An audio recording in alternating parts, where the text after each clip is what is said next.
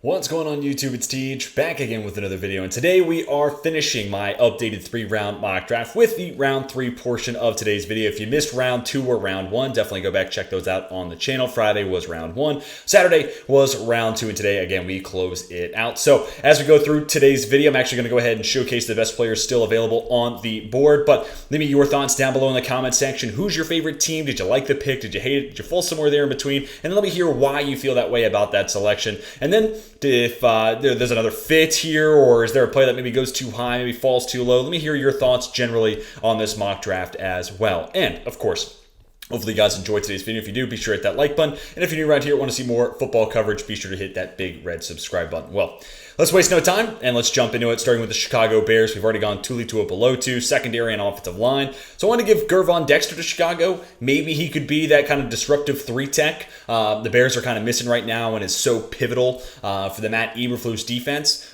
Pretty good run defender while at Florida. And I just look at that interior right now in Chicago and leaves a lot to be desired. And, there's definitely a boom-bust factor of Gervon Dexter. But if the boom hits, you're talking about a steal for a third rounder who's 6'6", 310, pretty twitched up athlete. And then that type of frame, athleticism, if it hits as a disruptor and playing that pivotal of a role in that defense, that is transformative and definitely gives Matt Eberflus a ton to work with. On to pick 65, I'm going to give the Houston Texans Jonathan Mingo, a guy I think that could potentially win at all 3 levels next year. I watch his route running, and I think he's pretty good attacking all 3 areas of the field. I think he can stack and position himself well, working as a deep threat. And he's also got a ton of yak production this last year at Ole Miss. So I wish he could have had even more stats, because then he's probably on more people's radar. But solid size, athleticism. I mean, he checks a lot of boxes, and he's just kind of gone under the radar for a lot of people. But because of that, I think he becomes a really solid day 2 pick. And, I'm looking at Houston and their wide receiver room. And, Nico Collins, kind of a one-note guy, works the, vertical stuff, and hasn't really gotten too far with that so far in his career. And, Robert Woods, inside out, we'll see where he ends up playing. And then you have John Mechie III. So Mingo could ultimately be that second fiddle if Woods kind of has a resurgent season. And then John Mechie III, what will be his true first year in the NFL, but technically second season in the league, working out of the slot. And, that gives me some optimism about, giving their quarterback that they took in the first round a shot, right? Like, that's obviously going to be the priority when you take someone at number 2 overall. Then we get to Arizona at 66. I'm going to give him Tyreek Stevenson. This is really no slander against Stevenson, because I don't know why he always falls to the 3rd round in my videos. I think he's a really good player. And if we have a ton of corners flying off the board left and right, I've kind of paced it out a little bit more. But I can just see them flying off the board because they're some of the best players available. And for Arizona, I think he's a tremendous scheme fit. Jonathan Gannon's going to run that cover 4 stuff, and he's going to play man. And I think Tyreek Stevenson comes with an immediate impact and a high floor as a man coverage guy. And, if you can play man, you can play quarters. So, I love that fit in that defense. And I think he makes an impact right away. And this is a defense that needs help right away. On to the Denver Broncos, back-to-back picks here. I'm going to go DJ Turner, another guy that's like, dude, this guy's a twitched-up athlete. Why is he making it outside the 2nd round? I hear you, but it's a loaded corner class, so names just naturally kind of get pushed down the board. But a high-end athlete, and I think an upgrade over Demaryius Mathis, and pairing him up with Pat Surtain, you really only got to be solid, because Surtain's a stud. So that type of athleticism, and he's also a guy at Michigan that played man zone, press, off. Like, he did so many different things that I think he'll be able to fit in with whatever Denver's needing on a play-by-play basis. But 4.2, 640, crazy 3-cone, in a defense that's probably going to play a lot of man. That's where I kind of see the fit. And he was actually one of the highest graded, press corners using PFF's data this last year in college football. So that definitely signals to me that, yeah, he's a little small, he's a little light, but could still be a scheme fit. And then here at 68, I'm going to give him Isaiah Foskey. I've never really had edge stick out as like this team. Denver needs edge rushers because, I like Baron Browning and, I like Randy Gregory, and Nick Benito's a good player too. But I could see a world where it's like, Gregory's battled a lot of injuries in his career. Browning got that hot start and then kind of tapered off. And then Nick Benito's kind of a DPR. So I could see them looking for someone else they can rely on as a down-by-down starter. It brings a little bit more mass than a converted linebacker like Browning or Nick Benito. Foskey definitely brings that frame and that size, and he's a polished pass rusher when it comes to having to use his hands and his moveset. And then coming up with a game plan, a pass rush plan against an offensive tackle. He is NFL ready in that regard. It's almost like he knows that, I don't have that crazy athletic trait that separates me from the pack. So then he makes up for it with football smarts and technical sound. I think he could be a guy that is more than capable of stepping in and being a spot starter And who knows, like, depending on, maybe Barrett Browning was just kind of a good story to start, and then that ultimately doesn't work out. I could see him becoming a starter eventually in Denver.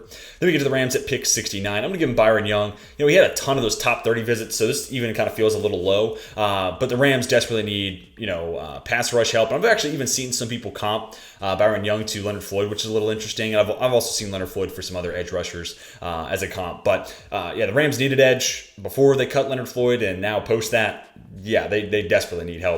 And they get to take a chance on, an older prospect, but maybe that leads them to think, hey, this guy can make an immediate impact. But also a guy who's kind of off the chart from a testing perspective, 98th percentile broad jump, 4.4, 340 at 250 pounds. There's something in there. I don't think the production always showcased that and really put it on this best display. But this is where we'll just defer to the Rams coaching staff, say that, hey, we'll get that athleticism to show more at the NFL level, and it's a huge area of need, so they got to address it at some point. Then we get the Raiders at 70. I'm going to give you Matthew Bergeron. I have not given the Raiders a tackle in quite some time, just because I like the idea of Jermaine Illuminor, and then I tend to pick interior offensive linemen. And Bergeron, I hear it. A lot of people are talking about him moving inside to guard, and maybe. I just think he has a hard time when people get into his chest. So I kind of worry about D tackles kind of overpowering him. But that being said, maybe that's less of an issue once he moves inside to guard and he has longer arms compared to edge rushers and whatnot. And I think he has a lot of power, which is what makes that a little weird, because when moving forward, he feels like one of the strongest guys in this class. But then he starts getting pushed back, and it gets ugly kind of quick. So whether it's right tackle and you keep Jermaine Illuminor at right guard, or you're playing Bergeron at maybe left guard, flipping Parham over to right guard, I could see that as a possibility. And actually, we're going to come back to the offensive line with the next third-round pick for the Raiders. So I'll kind of retouch on that in just a moment. Then we get the Saints at 71, and I'm going to give them Carl Brooks. I think this is now the earliest I've had Brooks come off the board, but IDO was the spot that I haven't addressed yet with New Orleans, and they desperately need to find an upgrade. I don't know if Colin Sanders is going to be like that dude, because he wasn't all that great in Kansas City. And you lose David Onyemata, so you're looking for a starter somewhere on the D-line. Where I like this Carl Brooks fit, because I don't know if he's really going to be your David Onyemata run-stopping specialist type of replacement, but he does bring a lot of pass rush juice. He played the edge at Bowling Green, and now moving inside. I think he could be a really special and a really sneaky ad on day 3. Now, he could also become Milton Williams kind of 2.0, small school guy, freaky athlete, or, Williams was a freaky athlete. Brooks is fine. But the small school guy that I get high on and then think, oh man, this guy's a third-round pick, he's going to be a steal. Maybe Brooks is that, but I think he's really refined as a pass rusher, has a full move set, good with his hands, and then, north of 300 pounds, feel comfortable with him playing D-tackle on a 4-3 base defense like New Orleans. So a chance for them to draft a D-tackle, and I think get a good player that boosts up that pass rush. Tennessee here at 72. Let's give them Marvin Mims. I can't leave a mock draft without giving the Titans some speed wide receiver. And Marvin Mims, 4.38, has an abundance of speed. I think he can play inside or out. But let's just say they keep Treylon Burks on the outside and they play Mims in the slot. That said, if Mims can play out wide, I'm kind of eager to see what Kyle Phillips is all about in the slot, because he is prototypical slot wide receiver, day 3 pick to a T. So I kind of want to see what he could actually do in that role. So maybe Mims plays outside, but I could see where a lot of people are saying, hey, he's 5'10", he's right around 180 pounds. That's a slot wide receiver. Even if so, I think he's a guy that can be a route runner that wins at all 3 levels. I think especially as an underneath yards after the catch type of threat, he can be a big part of that offense. And then he's got that over-the-top speed to be the counter to the grounded pound, we're going to live through Derrick Henry type of philosophy and identity that they have on that side of the ball. Got to have that counter so defenses, don't just stack 8 in the box. And I think Mims does give you that over-the-top counter.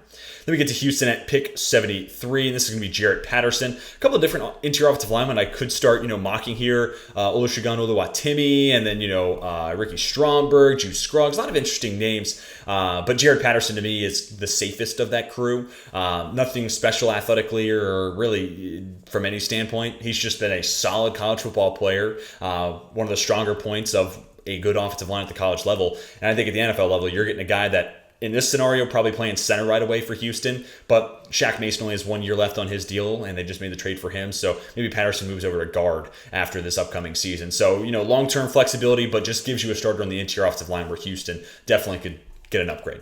Then we get to the Browns at 74, and, Sidney Brown has just kind of continued to fall down the board, and, he's just the best athlete of the safety position in this year's class. So is it likely he makes it to 74?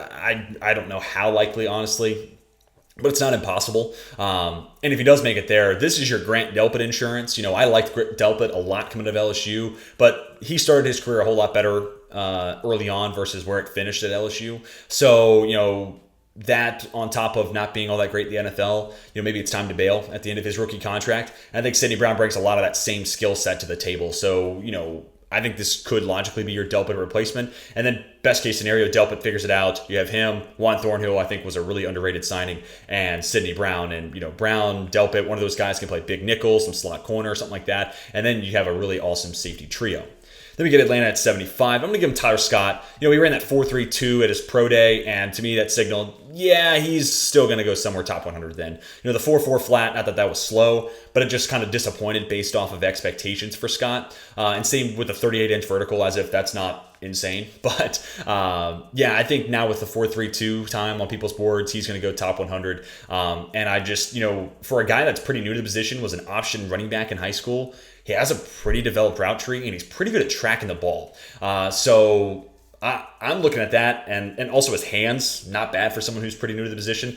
I'm just looking at him as a better Scotty Miller. Really, like Scotty Miller is the prototypical, this guy can get open downfield because he's fast, but chuck it to him and he's probably going to drop it. Like Scott, I think, has more sure hands. Plus, I think there's more you could do with him at other areas of the field because he's a more refined route runner. So, and dude, leave it to Arthur Smith. Let me see some snaps in the backfield. Option running back. Let me see Desmond Ridder, Cordero Patterson, and Tyler Scott in the backfield and just give defenses, absolute nightmares with that trio.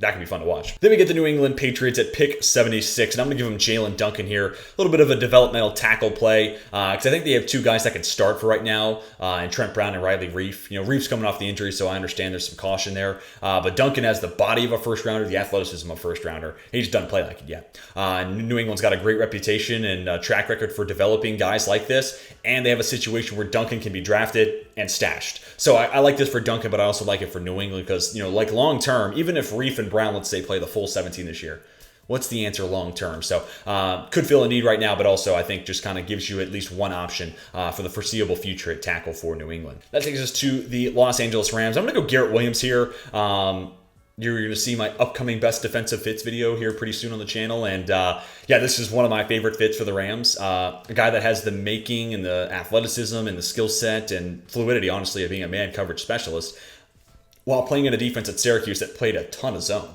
So I think this is an interesting blend for Raheem Morris's defense where they can add a guy that has those man coverage traits and athleticism, but played so much zone, so he kind of fits into that quarters-heavy defense, kind of continuing what Brandon Staley left off with, but they also sprinkle in man coverage. So I think Garrett Williams, really is a perfect scheme fit, and he was a guy that, who knows what the second half of 2022 might have had in store for him, right? Like, who knows? Maybe he was just now going to take that step forward. And a lot of people were expecting a breakout, and, maybe the injury blocked that and prevented us from seeing that. So I think a sneaky day two type of fit, and I think he's a great fit for that Rams defense. And with no Jalen Ramsey, obviously corner is a big time need for him. Next, Green Bay at 78. We haven't given him edge yet. Instead, we've loaded up on offensive talent. So, here's to dreaming. But let's go Keon White. I think he could be their next project edge rusher that they develop. And maybe he eventually becomes that Preston Smith replacement. Keon White's got the size, he's got the speed, he's got, the weight, he's got a lot of boxes checked. Just the play isn't all that great from a pass rush standpoint. That said, though, he's been playing edge for, 4 years? So I think he's made a lot of headway in that time. Now, granted, had a lot of ground to cover, so that's kind of expected. It's probably a steep learning curve early, and then, how much more can you tap into his skill set? But I think Green Bay will get a guy who can stop the run at a pretty high level right away. And then it's like, what can they do with him as a pass rusher? And after seeing what they did with Rashawn Gary, I wouldn't hate Keon White here in the third round, taking a swing at the bat. And again, hopefully he can be that Preston Smith replacement and shed some of that future salary cap next year, or maybe even the year after, just because Keon White feels a little bit more raw than when I give Green Bay options in the first round. Next, the Arizona Cardinals at 79. And this came from the trade back earlier with Indianapolis back in the day one video. And we're going to add a new name in here. Izzy Abanikanda. He's been a hot running back prospect. And there's just so many running backs to talk about in this year's draft that with only a few more mocks on the channel left, I want to be able to talk about and sprinkle in some info just in case maybe it's a new name to you. But Izzy Abanikanda, 4.41, 40 at his pro day, 40-plus inch vertical. And you see it on tape. Speed and explosiveness every step. This guy is hitting another gear. And, maybe not, I think not the most elusive guy, more of a kind of steers with like a rudder. But that being said, speed, power, totally there, and had a couple of monster games this past year with Pittsburgh. And once he sees the hole, hits the hole, he is gone. So he is definitely one of those guys that could be a big play element in a 0 to 100 type of running back in your backfield. And I think he comes with some receiving ability and some upside there. And Arizona, I mean, James Conner last year of his contract, and then what's that position looking like moving forward? And in a good running back class, I don't hate drafting a guy in the 3rd round. And Arizona just needs that long-term answer. So get Abanikanda, get that home run threat, put him right next to Kyler Murray. That's a fun backfield. And then, write out his rookie contract, cheap big play element in the offense, and then we'll kind of see once we start thinking about a second contract for Abanikanda.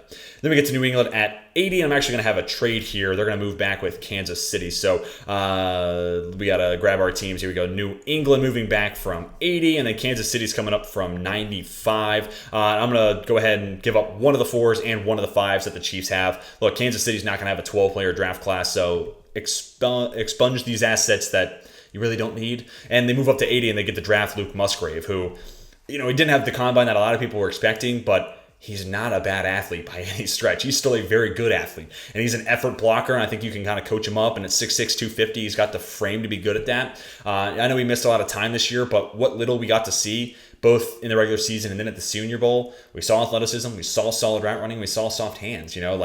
I think what he's put to tape in 2022 leading up to the 23 draft has been pretty solid. And just because he didn't have the combine, I don't think he should be just dropped off the table and shooting down boards. And for Kansas City, it's 2 tight end sets. I'll leave Andy Reid to his doing. And with these 2 guys, him and Kelce, he'll be able to take advantage of a lot of mismatches. I mean, if you're a linebacker and it's Travis Kelce, Luke Musgrave, what are you supposed to do? If you're a safety even, what are you supposed to do to try to contain that? And then, of course, Kelce can't play forever. Maybe Luke Musgrave can soften that blow to a Kelce retirement. And then we get to the Detroit Lions. I'm going to give them Andrew Voorhees. Now, after Big V missed all of last year with an injury, do you want to draft a guy that just tore his ACL at the combine? Yeah, maybe that's your hesitation here. But I also feel like Andrew Voorhees is getting a little overlooked right now. He tore his ACL at the combine, but his timetable sounds like he might be back by the fall, at the worst, maybe winter, which is fine. And he's a guy who played 5 years in college and multi-year starter. And maybe 2021 was better than 22, but I don't think 22 was bad by any stretch. And to me, he's NFL ready. And I think that's being a little overlooked because of the injury. Whenever he's back to 100%, I think you can plug and play this guy into your offensive line. And here, I'm just kind of drafting him for that big V insurance. And now, granted, you're asking him to flip over to right guard, but I don't think that'd be an issue for Voorhees. For me, he comes across as very fundamentally sound, understands position really well, and I think just flipping his body mechanics, maybe it's a little bit of an adjustment, but I think he'd be able to get the hang of it pretty quick. Then we get to Tampa Bay next up at pick 82, and I'm going to give him Zach Charbonnet. Another team where I always feel like I have to give him a certain position. Tampa Bay, it tends to be running back. Charbonnet and Rachaad White make for a really fun 1-2 punch. Charbonnet is that 4.53 speed power back that can run through dudes, but also has some good explosiveness out of the one cut. He's not a jump cut guy, but he's more of a one cut, plant the foot and go guy. And then Rachaad White is your prototypical elusiveness, scat back, receiving back in the offense. And I think that can make for a good 1-2 punch. Charbonnet filling in for Leonard Fournette on the early down stuff, and then Rachaad White doing the elusive, and then some of the receiving work in that backfield. Then we get to Seattle at 83, and I'm going to give him Parker Washington. This could be Parker Washington or Jaden Reed, but last week I went with Reed, so just for the sake of mixing it up a little bit, I went with Washington. Reed runs a little bit better of a 40, but I think Washington comes with a little bit better yak ability and more contested catch skills. And I think both guys have the route tree to win at all three levels, and I think they're both good enough athletes to stick on the field. Maybe the hesitation here with both those guys versus drafting a receiver early is Washington, I think, is going to end up being slot only. Reed, probably slot only. So in the event that, Tyler Lockett is eventually moved on from trade, contract expires, whatever, you're talking about Metcalf and a slot guy, which I don't think is a problem, but, maybe you'd prefer to have someone who can play outside as well. So making the argument maybe for Zay Flowers or Jordan Addison basically in round one versus waiting to the later rounds and drafting one of these slot only types. But still, I think adding that third wide receiver makes the offense more explosive when everyone's healthy. And then if Lockett misses time, you have a good 1-2 punch there at wide receiver to make sure the offense stays afloat. Next up, Miami, I'm going to give them Blake Freeland. To me, he's a great scheme fit. His movement skills are fantastic for someone who's 6'8" and a little over 300 pounds, and I think he's a logical fit then for that zone blocking scheme. That said, I always talk about his movement skills, and I feel like I underrate his anchor, but it's not a bad anchor. This guy has strength. It's not that he's, only good on the move and, can't stand on his own when somebody tries to put a bull rush. No, he's got a little bit of anchor, and he's definitely got a big frame, and he may struggle with speed rushers, but I think he can hold his own against power rushers too. So, I think this kind of just finishes off that last missing component for the Dolphins offensive line. If I can at all go into next season, not having to watch Austin Jackson, Brandon Shell, or Walker Little. I mean, not Walker Little, Greg Little, former Panther, or someone in there. But yeah, if I can go into a season where I don't have to watch those guys try to play right tackle for Miami, I would be very, very happy. And I think Blake Freeland gives you that option to be a starting tackle pretty much right away. Next up, Chargers. Let's give them Tucker Kraft. This one makes a ton of sense. And we're going all offense. The MO was just build a superstar squad as best we could around Justin Herbert. Give him a wide receiver, give him a running back to replace Eckler. And then now Tucker Kraft, who comes with high-end athleticism. Gerald Everett's only getting older. Donald Parham, 6'7", but I don't think nearly the athlete that Tucker Kraft is. The risk here comes from a small school, and his tape looks like he's dominating lower-level competition. So wish we could have seen him at the Senior Bowl or the Shrine Bowl even. It's weird that he kind of passed on that opportunity. That felt like the chance for him to really show that, yeah, I played at a small school, but I'm a dog and I can hang at this level. But he passed on it, so it's still a huge question mark. So I think third round's about the spot I feel comfortable with Tucker Kraft. But adding him into the Chargers, where if he doesn't work out, you have other options. But if he does work out, that type of athleticism, work in the middle of the field, makes that offense that much more potent. All right, pick 86. This is going to be another name and pairing that you'll see in my best defensive fits video. Darius Rush. I mean, he's kind of one of the more overlooked players, I think, in this year's draft class just because Cam Smith exists. But longer arms, faster 40, more ball production. I mean, when you paint the argument that way, why are we not talking about Darius Rush a little bit more? And also, I think he's a perfect outside corner fit for that defense. I think he's good in zone, but also comes with that man press upside. Also has super long arms, north of 33 inches. So him and Humphrey can still do like what they previously had done with Wink Martindale. But Mike McDonald, the new DC in Baltimore, sprinkled in more zone. I think Darius Rush is more than capable of holding up in those various zone coverages. So yeah, addressing a big time need here in the third round. I think they're getting a really good player that you can feel comfortable starting right away. Then we get to the Minnesota Vikings. And I'm going to give him A.T. Perry, another new player here in the mock drafts. But, way too early wide receiver rankings. He was up there for me. Size, speed, freak, 6'3" plus, 4.47, which I know it's not like 4.3, but at 6'3" plus, that's more than enough. And he kind of has that DK Metcalf route tree. A lot of slants, and he blows past people on the go balls. And if he carries that route tree into the NFL level, I'm fine with it. I don't need the yak upside that like maybe a Quentin Johnson or someone like that has. But again, that inside counter plus his vertical ability, he's good at tracking the ball in. Yeah, I think he could be a great number 2 wide receiver, and that's his other benefit here. Jefferson's going to attack the middle of the field, the intermediate area. So the two other areas are, I think, where Perry's really, really good. That slant to get some underneath yardage, move the sticks, but also that over-the-top weapon. And I could even see, Kevin O'Connell stacking, bunch sets with Perry being a clear-out route for Justin Jefferson and freeing him up that much more. So I think finding that number 2 wide receiver is going to be a big-time addition that Minnesota should be looking to add this draft cycle. And whether it's the first round with some of the guys falling, or if it's waiting until the third round and taking advantage of some of the depth, maybe a Jonathan Mingo, maybe an A.T. Perry, maybe Rashee Rice even, I would be really intrigued. I think that'd be a good add. Because I think right now it's like Jalen Naylor scheduled to be a starter on the outside, and not really feeling warm and fuzzy about that. Next, the Jags. I'm going to give them Yaya Diaby, and it's another new name here to include. This guy doesn't have like every down type of frame, but twitchy athleticism. Go to mockdraftables.com and just admire the hexagon, however many drills he took part in, that agon. And yeah, he's a twitched up athlete, and it's not that he's super small, but probably closer to a BJ Ojulari than a Tyree Wilson, you know what I'm saying? So that's where I think Jacksonville's a good fit for him, because they have 2 other guys that can play every down with Josh Allen and Trayvon Walker, and then you sprinkle in Yaya Diaby, and I think he's a guy that really thrives being moved around. So I think in those passing situations, you can get really creative and find that spot and find that matchup that he's going to best take advantage of. And with them losing Arden Key and how big of a role he played as that third pass rusher, I think that's something they might miss next season. So let's go ahead and address it here in round 3, where there is still some lingering edge depth. All right, now we get to the Giants. I'm a little back and forth on this fit, to be honest with you. And actually looking at it, I might just go ahead and change it here on the fly. And yeah, I think I'm gonna change it. Eli Ricks is much more the man press corner that Wink Martindale wants. Ricks' size and arm length, a little light, but 6'2" and really, really long arms. Man press written all over him. And he's not the most explosive athlete. The 40 time leaves a lot to be desired. But I think he's got an explosive back pedal, and it shows on tape, and that's why he doesn't get beat over the top. And again, his game is getting guys to the line of scrimmage and neutralizing them out of the play. And we gave him Drew Sanders, them being the Giants here. We gave Drew Sanders, to that middle of that defense, that blitzing type that Wink needs. Now let's give him the other man press corner that buys Sanders time to be able to get home, but also gives Wink Martindale that second corner that he really needs right now. Then we get to the Lions at pick 90. I mean, they have one of the best offensive lines in football, so why not give them the fastest running back in this class? And, let's try to create some home run ability. I also think he creates a really good combination of talent with David Montgomery kind of being a guy who picks it up in chunks.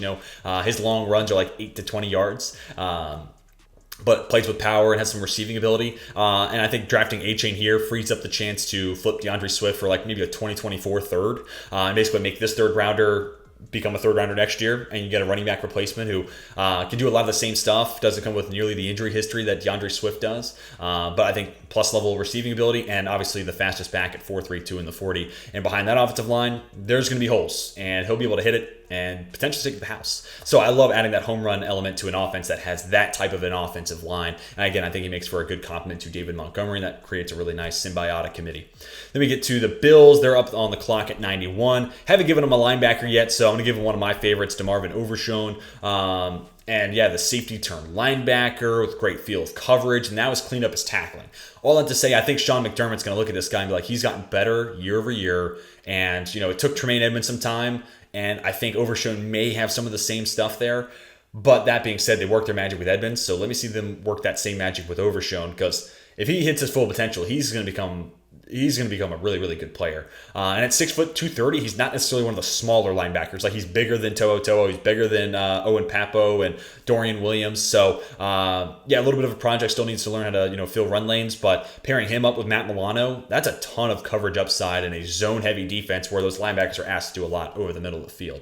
All right, the Bengals are on the clock at 92, and I'm going to give them a potential Joe Mixon replacement. I think similar to what we talked about earlier with Zach Charbonnet and Devon A-Chain, I think Roschon Johnson plus Chris Evans, really nice combination of skills. Johnson, kind of your prototypical power back who, again, can kind of steer and rudder his direction versus, being more elusive, but also one of the highest forced missed tackle rates in college football last year. Smaller sample size because he was the number 2 back, but there was really only one school where Roschon Johnson's not a starter, and it was Texas. So he found the quote-unquote sweet spot there, I guess. But pairing him up with Chris Evans, long-term as a backfield, Chris Evans doing the elusive scat stuff, this is very similar to what I talked about with the Bucs.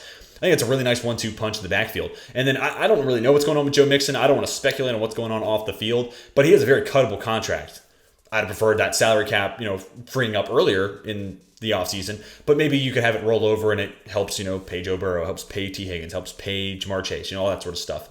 So anywhere they can save money, they're going to need to. I think Roschon Johnson, this pick, allows you to open up the door to exploring a world post-Joe Mixon as your lead back. Then it's to the Carolina Panthers, and this is another fit that I adore. Zach Harrison's, I think, the perfect edge complement opposite of Brian Burns. And I also think he's a guy that's kind of getting slept on. It's a deep edge group, but no one's talking about the 6'5.5", 275-pound, straight line fast guy. It's a little interesting. In a day and age where we covet traits like no other, especially at edge. He doesn't have the bend of many other guys, but Brian Burns already wins with that. So with Harrison being able to be, a guy who plays with that good amount of straight line speed and a lot of explosiveness off the line of scrimmage, and then that type of frame and long arms, be able to get into the chest of tackles. You have a guy who wins with power, and then you have Brian Burns on the other side who wins with speed and finesse and bend. You can play mismatch with tackles. And also, I think Harrison will give you a more stable body against the run. So if you were to draft, who are some of the guys still available here that are a little bit lighter? I don't really have a great option here. But let's just say it was Derek Hall. I'm looking at Derek Hall's name because Philadelphia's next on the clock. But it was Derek Hall and Brian Burns. I think teams would be running wide zone, basically alternating sides of the field and just attacking those two light edges. I think Zach Harrison makes sure that that's not going to happen. All right, speaking of the Eagles, they're on the clock here at 94. And, Jamie Robinson's athletic numbers really disappointed, but I still trust the player and trust the tape. And plus, I trust his versatility. This guy could be your fill-in Avonte Maddox replacement in the nickel in case of injury. He could be an upgrade over Terrell Edmonds because I really don't see Terrell Edmonds as all that great. And also, Reed Blankenship was an awesome story last year, but was he great in a smaller sample size, and will he continue that into next year? that's a little bit of a TBD. So you're buying yourself some insurance with whatever weak link may come to rise in that secondary. And, I think about how teams could lose. It's typically offensive line injuries or secondary injuries. And this is sure enough that secondary in Philly. Then we get to the New England Patriots after their trade down. And I'm actually doing a little bit of a speculatory pick here. And this is a little bit of a reach, but stick with me, Pats fans. Jartavius Martin this past year took almost 180 snaps at free safety, and he hadn't done that yet in his career. And look up his, combine, his pro day numbers. This guy is a freaky athlete and very explosive first step. And I wonder, I'm looking at Devin McCourty, corner turn safety. Could he be something like that? Because I don't think they need Jartavius Martin in the slot. I think Marcus Jones can more than hold that down. But they're kind of missing that Devin McCourty body now that he's retired. I think that's a presence they're going to miss right away. I think Jartavius Martin has the athletic ability and also more than comfortable crashing downhill, good coverage grades, using PFF's data there at Illinois. And you see it on tape. And this guy can go stride for stride. He can play man, so you could even maybe blitz a little bit more and have him pick up, tight ends and running backs out of the backfield, while also having, I think, a good feel for zone coverage and twitchy athleticism that allows him to cover a ton of the field. So a little bit of a projection pick here, but I do think Jartavius Martin could have what it takes to make the position change and replace Devin McCourty. Next is the Arizona Cardinals. I'm going to give it one of my guys, Moro Ojomo. I think you're getting a high-end run defender right away and a guy who has been a proven pass rusher at Texas. And then furthermore, look at Arizona's interior defensive line. After losing Zach Allen, it's abysmal. Nose tackle, D-ends alike. They need something. So to get a guy with a ton of college production, now I know from a Big 12 school, and maybe that gives you some pause, but I think a guy that has his production speak volumes, and it's not like he's productive and doesn't have a good frame. No, good athletic numbers, look good at the Shrine Bowl, 6'3", 290. I feel like I'm missing something here for why Ojomo's so low on other people's boards, and I'm a little bit more high on him, but still, I'm talking about him at pick 96. Yeah, I think that's really good value there for the Cardinals, and they're basically drafting a starter just inside the top 100. Then we get to Washington next up. I think I made this mock a couple times before, but just going to have Dorian Williams play that Cole Holcomb role and be that undersized, speedy coverage linebacker type that they lost with Cole Holcomb going to Pittsburgh. And Dorian Williams was a big part of Tulane's, surprising success this last year. And he was covering everything over the middle of the field. So I love bringing that, coverage skill set into that defense. And then hopefully we get a step forward from Jamin Davis. And then we're looking at a solidified linebacking tandem for years to come in Washington. Next is the Cleveland Browns. I'm going to give him Siaki Ika. I think this is a fit that I'm coming back around to. Ika really disappointed me with his combine, not being as athletic as I thought, and suddenly losing 30 pounds of mass. But I still think he has a strong lower half and the ability to hold the line of scrimmage better at the next level. And really where I like this fit is Dalvin Tomlinson and Siaki Ika, two massive human beings, 320 plus, just eating space. Okay, that feels like it should shore up the run defense just from them eating room, right, and eating blocks. But then, Tomlinson's got some sneaky pass rush upside, and Siaki Ika has an underrated spin and swim move. He's a little bit of kind of a finesse pass rush D tackle with maybe run stopping upside, given he weighs 330 pounds and has a strong lower half. But, that finesse style with Dalvin Tomlinson, too, who's got some, decent pass rush ability. All of a sudden, I'm like, okay, these guys are going to be good against the run, and maybe they could play all three downs. Maybe you could just keep those guys out and for third down passing situations and get some additional pass rush. And anybody on that D-line that's going to take pressure off the shoulders of Myles Garrett, I think is a worthwhile add. So I can see this. I'm kind of coming back around to Ika. I'm not crazy about him top 100 still, but 98 here I can make an exception because I could see how this works out to his benefit in Cleveland. All right. 3 of the next 4 picks belong to San Francisco. At 99, let's give him Andre Carter. I just think this would be an awesome spot for him to go. He always had to fluctuate weight at Army to go from playing football to boot camp or whatever the official correct terminology is there, but Army training. So sorry, that is not the proper term. I don't mean any disrespect, but had to kind of fluctuate his body because of drastically different worlds and what you need to look like. But for San Francisco, man, it's just going to be, hey, football full time. And he doesn't need to be a starter right away. They got it, Clelin Ferrell. They drafted Drake Jackson last year, so they can draft and stash Carter here just inside the top 100 and let him fully transform his body. And he's a guy that had a 6'9", 3-cone. He has some bend at 6'6", 260. There's some traits there I really want to take a look at and try to develop and hone in. And there's a place to do that. San Francisco's got a great track record of developing these edge rushers, so I think they could turn Andre Carter into a solid contributor by the end of his rookie contract. Next, the Raiders, and as promised, we're going to go back to the interior offensive line. Neil Ekiyor. So kind of my plan in place ultimately is going to be Here, let's go back to the Raiders so that way you can see what I'm talking about as well, as opposed to just forcing you all to remember.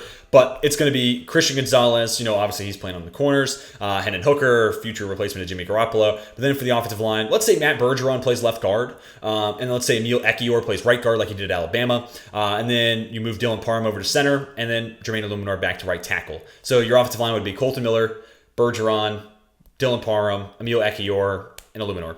I think it's a solid 5, and it gives Josh McDaniels the offensive line he needs, and also puts a huge smile on the face of Josh Jacobs. All right, back to San Francisco for back-to-back picks. Wanya Morris, I was glad to see Goathouse had him in the top 10 of offensive tackles because, dude, the size and the athleticism and the fact he's a former 5-star recruit. So somebody saw something in him at one point, and a lot of people actually saw a lot in him at one point. That's why he went to Oklahoma, for God's sake.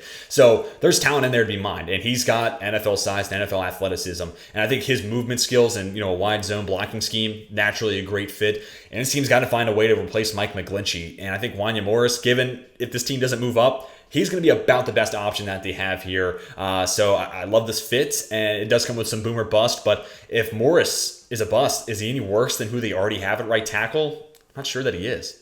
All right, with the next pick, you guys knew this one was coming. Held it for last, maybe to try to trick y'all. But honorable mention to Clark Phillips. I guess he hasn't come off the board yet. Clark Phillips would also make for an insane slot corner. So if I was going off my rankings, I'd go Clark Phillips here. But Trey Tomlinson, I think, is the Jason Verrett clone. A little bit more penalty issues maybe than Verrett had in college. But both played on the outside. Both were a little undersized, but overcame that. And the 49ers have signed Jason Verrett to a one-year deal, what feels like my entire lifetime. And with Jimmy Ward now in Houston, there's a starting role there in the nickel. So whether it's Clark Phillips or Trey Tomlinson, I love that addition and trying to replace Jimmy Ward. And the last team here, Chicago. I normally go Olusegun Oluwatimi with this last pick in Chicago, but just to do something a little different, let's go with Dwayne McBride, another name that's been red hot right now in the draft community. And I understand why. Like, his PFF grades are off the charts, and you look at his tape, and it's like, geez, is it just because he's playing at UAB, or is this guy just an absolute monster?